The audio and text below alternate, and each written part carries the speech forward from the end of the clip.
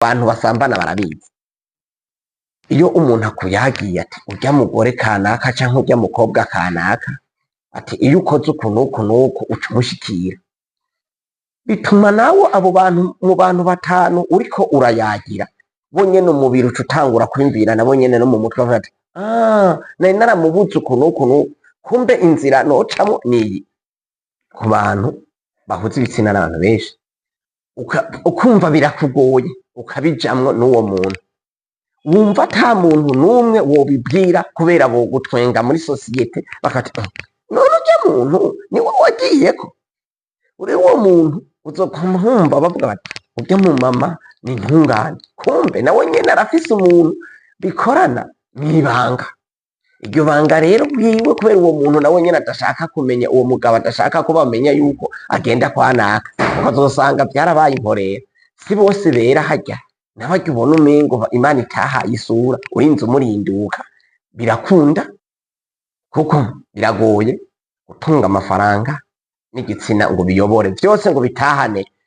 Ukwezi usohokana miliyoni 10 mu nzu ugenda kuri tere, usohokana n'igitsina ugenda kuri tere, ukabiyobora umwaka muzima utarenze ibigo, uba warakijijwe. Rero amafaranga n'igitsina biragoye kubitunga bibiri icarimwe igihe bigifise ingufu, kuko navuze yuko hari abantu benshi banka gusambana kubera ubukene, kubera amagara, kubera gukinga uwo bibana ntaca bijamwo nawe.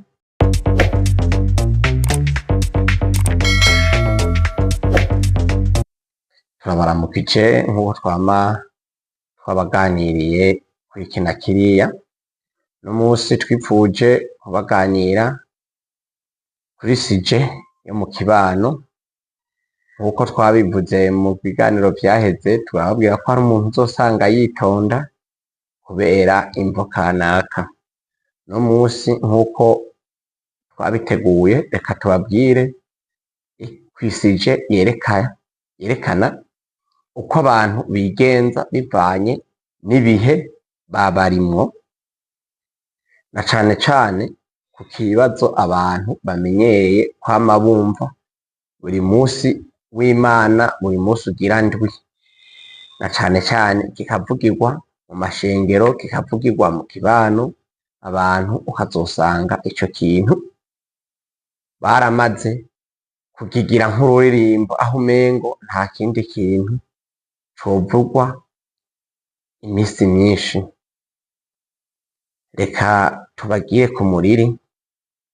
Bamwe baribaza bati niyihe mvo ituma umuntu aheba gusambana canke aboneka nk'uwahevye gusambana?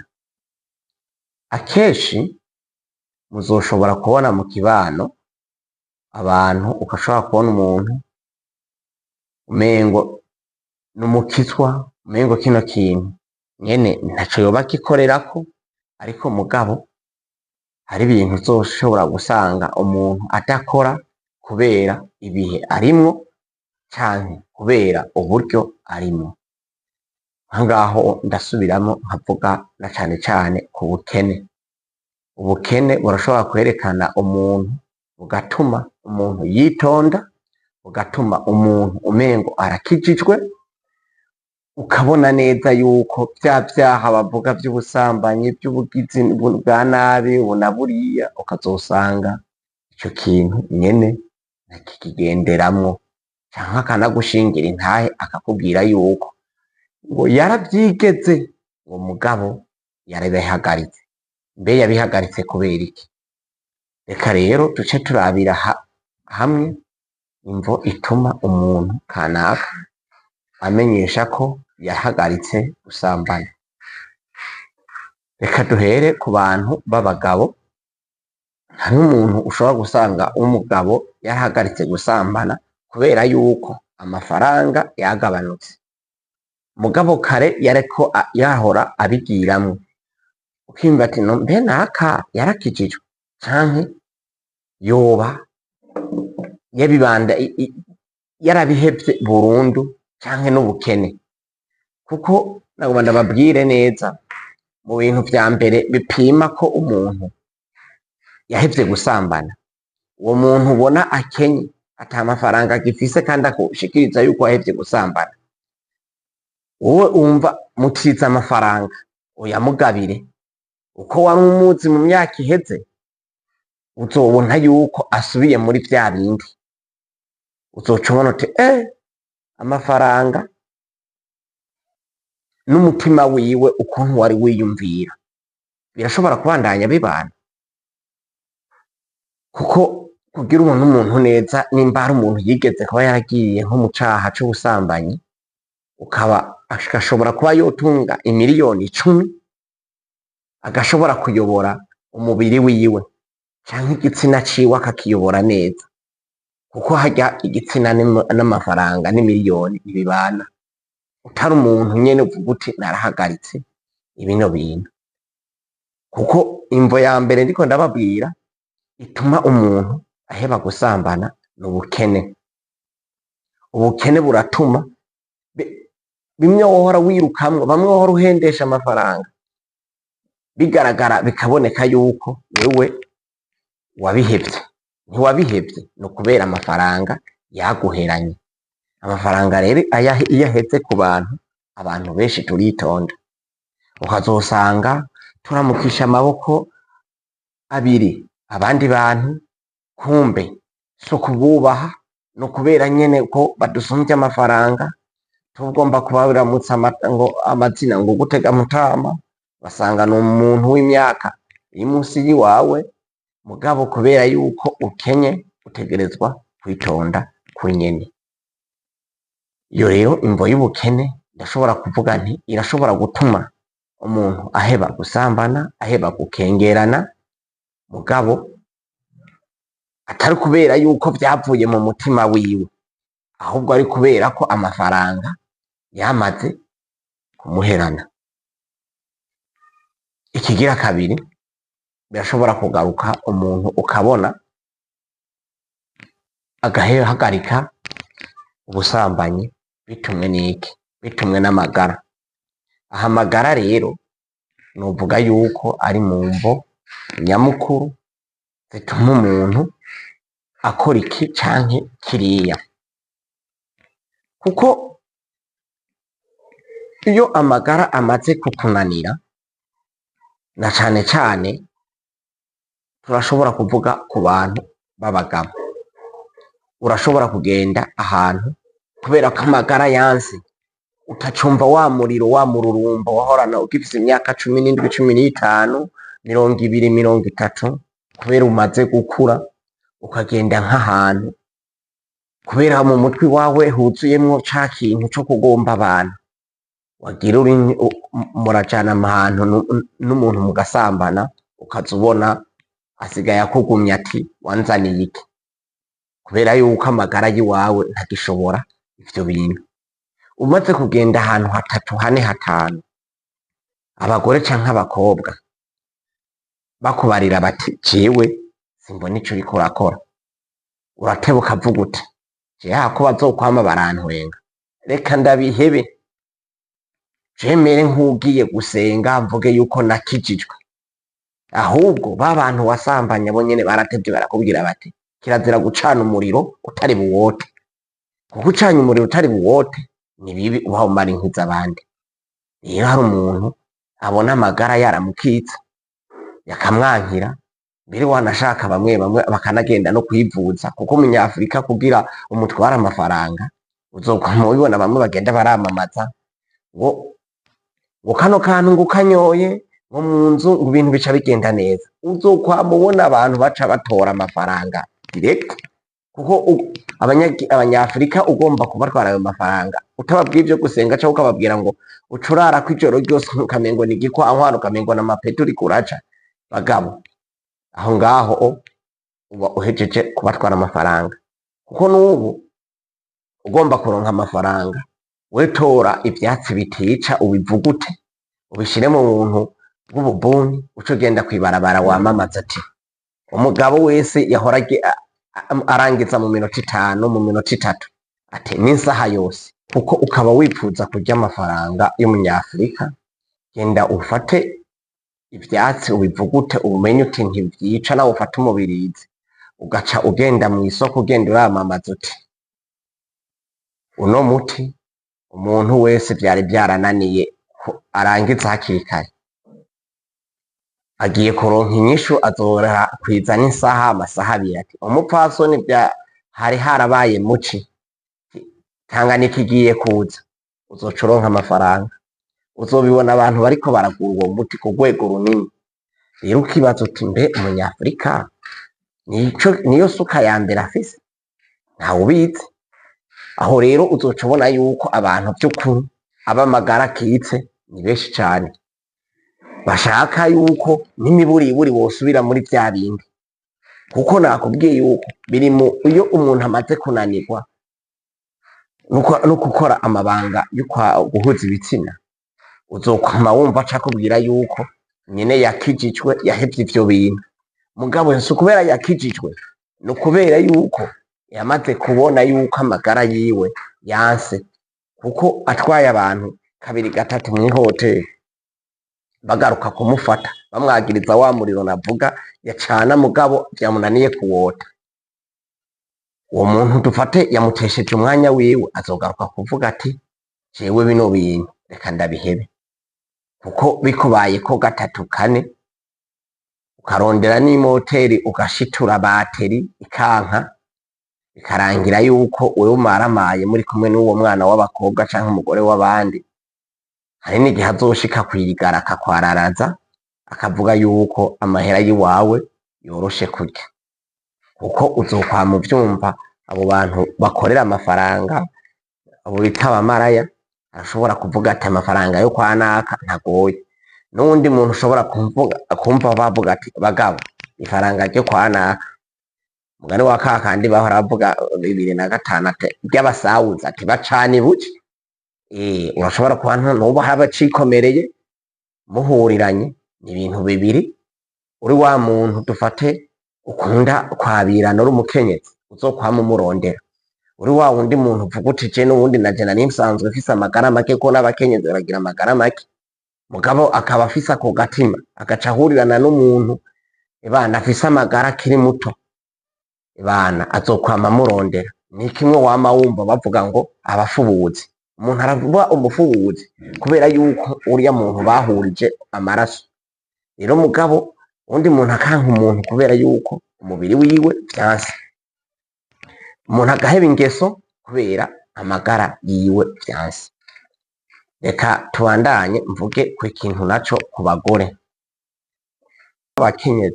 abakenyezi urashobora kubona ukabona umengo n'umuntu atekanye gute hariho ikindi kintu gituma ku bakenyezi nabo ushobora kubona yuko atobwira mu ngendo mbi mugabo atari kubera ko abikunda nyene atari uko atabishaka byo kurenga ibigo hariho ukuntu umuntu imana irema umuntu imuremye bigatuma isura imana yaguhaye taye igihagarara imana yaguhaye kidatuma yuko abantu bakwirukira hari rero ugasanga uwo muntu w'umukenyezi arakingiwe n'igihagararo imana yamuhaye n'ico gihe rero ukazokoma mubona umengo uyu muntu n'umukizwa ukamengo nyene ni mweranda mugabo siko aba ameze arinze aronka umuntu bihuza na nyene ubusazi ugasanga ariko araduma ariko kuko abantu b'abagabo uzokwama ubona biruka ku bantu b'inzobe b'ibisusu narabibabwiye mu kiganiro c'ibanze abahungu bakunda ibisusu bagakunda inzobe umuntu ahagaze neza rero igihe utagiriwe ibakwe ngo imana ngo iguhe ivyo bintu mvuze aho hejuru ni ukuvuga yuko urashobora kuba uzosanga ukingiwe ugasanga we wakingiwe n'amataye y'iwawe ubwawe mu mutima wavyipfuza kubijamwo mugabo kubera yuko nawe wokwiyanga harya abagabo nka 30 borinda bakurengana batakubwajije na kimwe bigaruka kuboneka neza yuko wewe bazoguma babona ngo naka n'intore n'intungane si intungane ahubwo ni ukubera yuko umubiri wiwe utashoboye kwemera kwaca mw'ivyo bintu ukazosanga wewe uciye ubitomboreramwo ico bita icaha we ntukigwamwo kubera atawukugora hamwe woronka uwo kugorana wewe uwo kubaza nawe usanga woja mu bindi. Kwico ndakivuga ndagishimikira kwaka kantu gakwirikira. Hariho ushobora gusafira uri umuntu w'umupapa canke umujene mariye, ukaja wumva batanguye kukubwira bati wa mugore wawe ibi na biriya. Babivuga kubera iki? Ni ukuvuga hariho isura Imana iba yahaye umuntu w'umukenyezi ku buryo bwaho wewe ushoboye kumushikira, umushikiriye utumva wo kwihangana utabiyagiye umugenzi. Rero igihe cose ubiyagiye umugenzi uba uri kumugirira publicity, bica bituma kuko umuntu ku bantu basambana barabizi. Iyo umuntu akuyagiye ati urya mugore kanaka canke urya mukobwa kanaka, ati iyo ukoze uku n'uku n'uku uca umushikira, bituma nawe abo bantu mu bantu batanu uriko urayagira bonyene umubiri uca utangura kwimvira nabo nyene no mu mutwe bavuga ati nari naramubuze uku n'uku n'uku, kumbe inzira nocamwo niyi. Rero uba uhawe wereka abandi bantu aho bamenera amatwiyo. Abo bantu mu bantu batanu uyagiye uzosanga babiri canke batatu baragiye kumubaza. Uwo mugore azobasambisha babaza ati none hari ahantu wanyumvise? Ngweka kumbe bobo ntibaje kumena ibanga muga gusa barafise ahantu bumvise amakuru. Ari naho hantu bizotuma amakuru aca agenda asanzara yagateba agashikira mwene umuntu ko wa muntu wiwe asigaye agenda mu ngeso izi na ziriya. Vice versa rero hariho umundi muntu bishitse ku bantu bahuza ibitsina n'abantu benshi, ukumva birakugoye ukabijamwo n'uwo muntu, wumva ata muntu n'umwe wobibwira kubera bogutwenga muri sosiyete bakati none urya muntu ni wowe wagiyeko. Uri uwo muntu uzokumva bavuga bati urya mu mama ni intungane, kumbe nawe nyene arafise umuntu bikorana mw'ibanga. Iryo banga rero bwiwe kubera uwo muntu nawe nyene adashaka kumenya, uwo mugabo adashaka ko bamenya yuko agenda kwanaka, ukazosanga vyarabaye inkorera. Si bose bera harya, nabarya ubona umengo Imana itahaye isura urinze umurinduka birakunda, bigaza gukunda rero mugabo nyene akabinyegeza kuko igitsina gore ni gake kigenda kikigamba kibivuga. Na cane cane iyo umugore afise umugabo yogenda kubivuga ngo urya mugabo ngo haruko ndamuzi.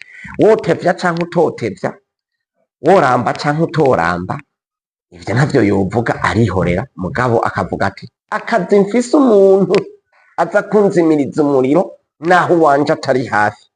Mwico gihe wiwe azoba mu makungu aca amahera ameze neza, ata muntu n'umwe amenya yuko urya mugore afise uwumuzimiriza umuriro. Kubera iki? Ntibivugwa kubera Imana yamukingiye kenshi, yamwimye isura yo kugenda baramamaza. Mugabo nawe nyene naha adafise igasura yo kwamamaza, umuriro uracana ukaka kubera iyo umaze kuronka ivyo ufungura neza ukahumba ubayeho mu buzima bwiza, utegerezwa kumva umuriro. Rero uzokwama wumva bamwe abagabo ugashobora gusafira ukamara n'imyaka 2 canke 3 ukagaruka usanga umugore ari intungane. Si intungane cane, nuko birashikirwa akaba ari intungane, sinobambika iceyi bose, muga birashika yaho usanga atari intungane, muga akaba yibunura ahantu, muga kubera urya muntu bakorana adashaka kumwe nawe nyene bamenya yuko hari ahantu aja. Kubera nawe nyene wumva iyo ugiye kurya akanyama hanze utegerezwa kurya keokeje neza, wategerezwa rero iyo urenze ibigo kuja ahantu heza. Rero iyo ugiye ukaca ugenda ku muntu ari mu nyuma y'umugore wawe nko muhira, n'umugore wawe yogutwenga, ashaka kuba ati na wewe kwera uyu mugabo wanje ntazi gutora. Kuko hari abantu mu buzima Imana yaremye uzosanga batazi gutora. Umugore ugasanga yatoye wa wundi nawe ugiye ko utokuma uyigamba, naho bari afise umuhabara ugasanga uwo muhabara wiwe ni yare asa na wa mugore wiwe, ugasanga arasubiye no kugenda kuyagisha umugore wundi muntu, ugasanga nawe nyene asa na wa wundi. Umugore wewe muhira bimenye yokuba ati ariko gapapa naka urya mugore wagiye ko ubona nsumvye iki? Kuko hari ahantu iyo usohotse hanze uri umugabo, umugore wawe ashobora kuraba ati ebaga urya muntu yagiye ko kweri ntako dufise amaguru abiri canke amaboko abiri, ati naje kweri ndabona kweri yitikuye yagiye ahantu hazima. Rero hari n'ahandi hantu umugore ahakwa kukwica ati urya muntu wagiyeko ansumvye iki, uri umugabo ukabura ico uvuga.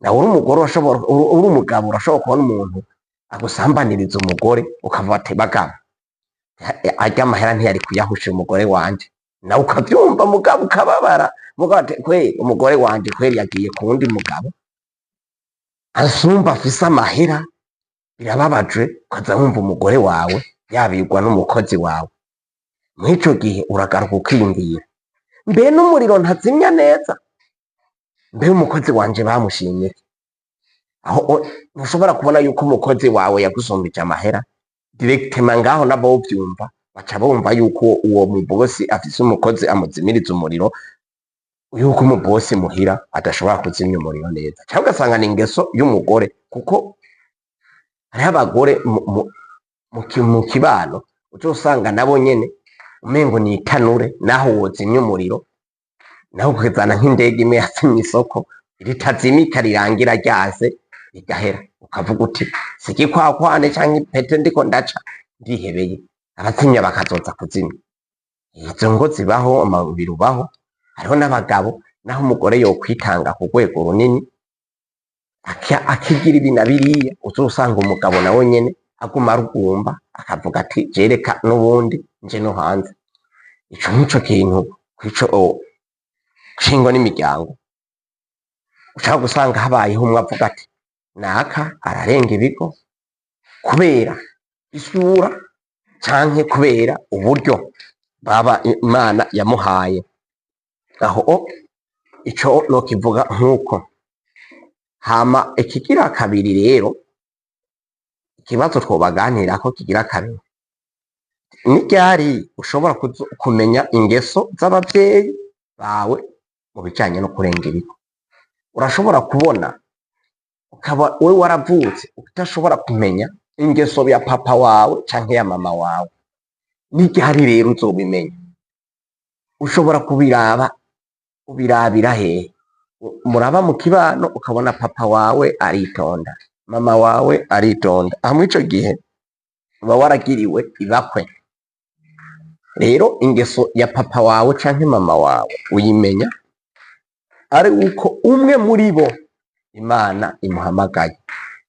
Imana imuhamagaye uzogaruka kubona neza ingeso ya papa wawe, kuko papa wawe arashobora kuba areka gusambana kubera mama wawe ari harya, canke mama wawe akareka kuja gusambana ari uko papa wawe ari harya. Rero ugasanga bo baranagira ibibakwe bacanye umuriro uzimira rimwe bose. N'ico gihe rero birabafasha iyo wasenze Imana ikaguha umufasha, mucana umuriro mukawotera rimwe ukazimira rimwe, birabafasha ko mwese mutorenga ibigo. Rero umwe rero ugaruka kubona ingeso y'uwundi umwe ari uko apfuye, uzoca usanga iyo mama wawe ashengeye, papa wawe atangura kurarana indaya imaraya inyuma y'indwi mutarana ruvako. Uca ugaruka ati ati kumbe papa buriya yareka gusambana kubera mama yarahari, canke mama wawe iyo papa wawe ashengeye ukaza wumva atanguye kurara mu bubare canke agaca atangura kuzana ibigabo ngaho nyene, kandi ntumvikana wumva bafise umuriro, kuko urya ashengeye abatwaye umubiri wiwe, uwo nawe asigaye umubiri usigara ukenera gufungura. N'ico gihe rero urashobora gusanga umwe muri abo babiri igihe bari bahari barashoboye kunyegeraniriza ingeso zabo, kuko harya hari iyindi mvo ishobora gutuma umuntu adasambana, nayo si yindi. Urashobora kuba uri umugabo ukabona uti mu kibana ati urya mugore wanje naramutomboye, urugore nka rurya norukoroga nkarushusha umutwe nagwo nyene goca rudomeka.